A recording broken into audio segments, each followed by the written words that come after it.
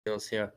After a some time away, about 5 months, I have come back here because I would really, for the longest time, wish to interview this man here. He's a county councillor from County Kildare, originally from Mayo, Tom MacDonald, and nearly every day he puts out a video highlighting one of the myriad of many problems that we have in Ireland, and there's no shortage of problems in Ireland.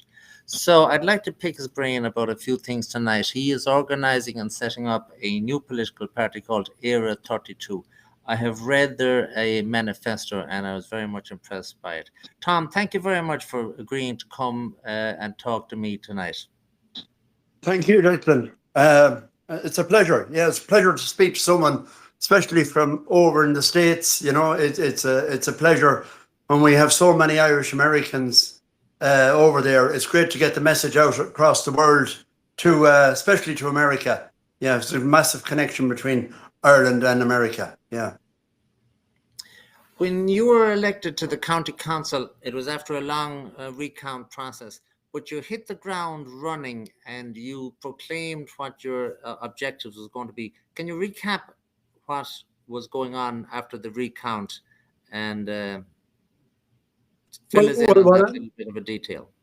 Yeah, there was a Sinn Féin candidate and there was a non-two candidate involved in it. They kept recounting because there was one or two votes between them all the time. So it went on for actually three to 4 days after everyone else. We were still in the count centre on the Wednesday. And then when they had finished, it came down to a recount between myself and the Sinn Féin county councillor. And I got a good transfer from onto, and I won it quite clearly at the end, and I got elected. So on getting elected that night, I had the tricolour on standby, and when there was a lot of media and attention on because it was the last elected councillor in the country, and I immediately took up the tricolour and I waved it and I celebrated with my supporters. I was delighted to be and recognise where a lot of the parties, and Sinn Féin very much so, had thrown away the tricolour. They seem to be taking it back now. They have taken up the Palestinian flag, and I would never have anything to do with that flag and Islamics or anything like that. I'd have nothing to do with them. I feel for their plight out there, but it's nothing to do with Ireland. So there was nothing in it for me. But Sinn Féin have disowned the Irish people. They have turned their back on the Irish people. They've went away from them. Unfortunately, it's very serious in here in Ireland what they have done. They're supporting an invasion, you know. Well, the people in Ireland have their hands well full with their own problems, not trying to deal with other problems that are outside their control and should be of no great time consuming or effort consuming either, for that matter. So you were not shy to proclaim the fact that you were proud to be Irish. You were not like Micheál Martin. You had the flag flying. I was delighted. It was the biggest and best. It was probably one of the best parts of my life. I played inter-county football with Mayo before I went to England, and I went to England. I won 4 championships in London with the Kingdom. But it was one of the most proudest days of my life. You know, apart from my children being born, that I was able to raise that flag and represent my country, where everyone else seems to be turning their back over here on them. You know. You have recently started to organise and form a political party called Era 32. Can you answer me this?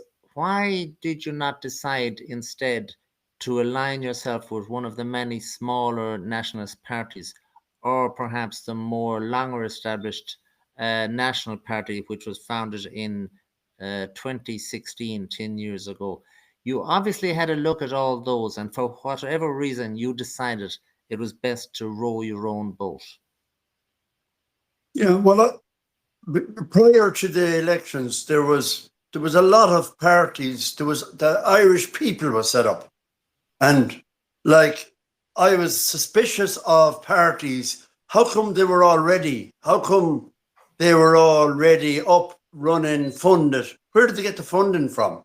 I ran my election campaign out of my money that I earn as a builder.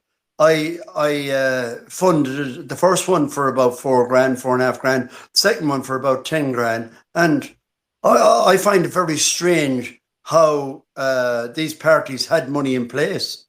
You know, I can't see no one giving you money out there as regarding to fund an election. So I found that very suspicious how people had money in place to fund these boys. So that to me seems strange.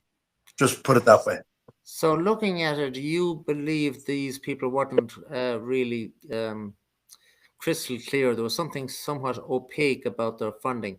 And the bottom line is, you just were suspicious and you smelt a rat, and you decided it was better to go your own route. Yes, exactly. I like to observe people. When people are already, and you know, I got involved in political.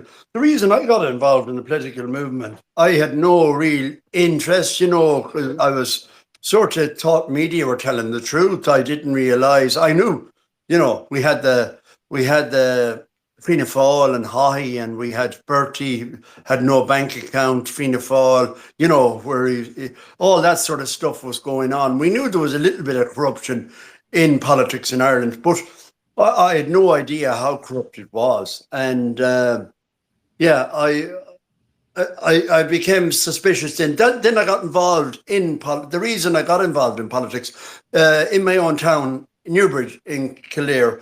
They were moving in. What they were saying was for Ukrainians, and I was actually on television with that.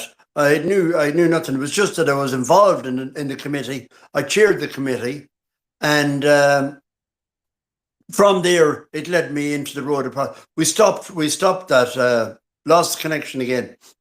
Can